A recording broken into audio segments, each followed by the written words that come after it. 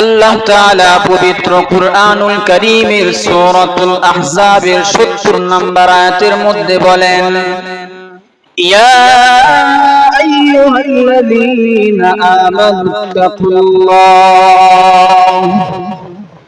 হে ঈমানদারগণ, তোমরা সদা সর্বদা তোমাদের অন্তরে আল্লাহ তাআলার ভয় রাখো।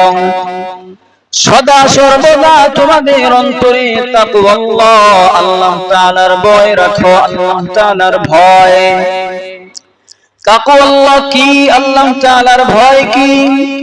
তাকওয়াল্লাহ হলো বান্দা আল্লাহ তাআলার ভয়ে গুনাহ ছেড়ে দিবে, বান্দা আল্লাহ তাআলার ভয়ে নেক আমল করবে, বান্দা আল্লাহ তাআলার ভয়ে নামাজ কাজা করবে না, নামাজ ছেড়ে দিবে না, বরং বান্দা আল্লাহ তাআলার ভয়ে নামাজের মধ্যে ৫ ওয়াক্ত নামাজে প্রতিনিয়ত আসবে।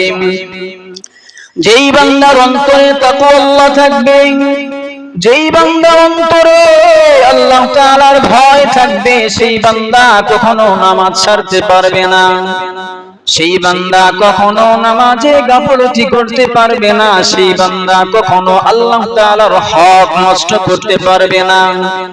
যেই বান্দার অন্তরে আল্লাহ তাআলার ভয় থাকবে, তাকওয়াল্লাহ থাকবে, সেই বান্দা কখনো নামাজে দাঁড়ায়া দাঁড়ায়া ওই আকাশের দিকে তাকায় থাকবে না, সেই বান্দা নামাজে দাঁড়ায়া দাঁড়ায়া ওই ছাদের ফ্যানগুলি গুনবে না।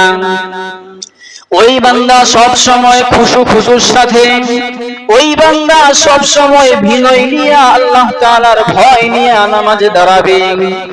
এই জন্যই তো বললাম, যার ভিতরে তাকওয়া বেশি থাকবে, আল্লাহর ভয় বেশি থাকবে, তার নামাজটাও তত বেশি সুন্দর হবে। যার ভিতরে আল্লাহর ভয় থাকবে না, তার নামাজ সুন্দর হবে না। নামাজ সুন্দর করার জন্য সর্বপ্রথম শর্ত হলো তাকওয়াল্লাহ, আল্লাহ তাআলার ভয় অন্তরের মধ্যে রাখো। নামাজ সুন্দর করো, কারণ আল্লাহ তাআলা বলেছেন শ্রেষ্ঠ আমলদারকে এটা দেখবেন। এইটা পরীক্ষা করার জন্যই আপনাকে আমাকে আল্লাহ তাআলা দুনিয়াতে পাঠিয়েছেন। তুমি কত সুন্দর আমল করো, কত ভালো আমল করো, আল্লাহ তাআলা এইটা দেখবেন। তুমি কত বেশি আমল করেছো, আল্লাহ তাআলা এইটা দেখবেন না। সারা রাত ধরে তুমি তাহাজ্জুদ নামাজ পড়েছো, কিন্তু তোমার আমল সুন্দর ছিল না। নামাজে দাঁড়ায়া দাঁড়ায়া মন থাকতো বাহিরে, তুমি শরীরটা এখানে দাঁড় করায় রাখতা, তোমার দেহটা এখানে থাকতো, মনটা বাহিরে থাকতো। এইভাবে যদি তুমি সারা রাত নফল আমল করো, নফল নামাজ পড়ো, আল্লাহ বলেন তোমার এই সারা রাত্রি যে দাঁড়ায় থাকলা, এটা বৃথা গেল, এটা কোনো কাজেই আসবে না। এই জন্য আমল যখন করবা তখন সুন্দরভাবে করবা, আর আমলটা তখনই সুন্দর হবে যখন তোমার অন্তরে তাকওয়াল্লাহ, আল্লাহর ভয় থাকবে।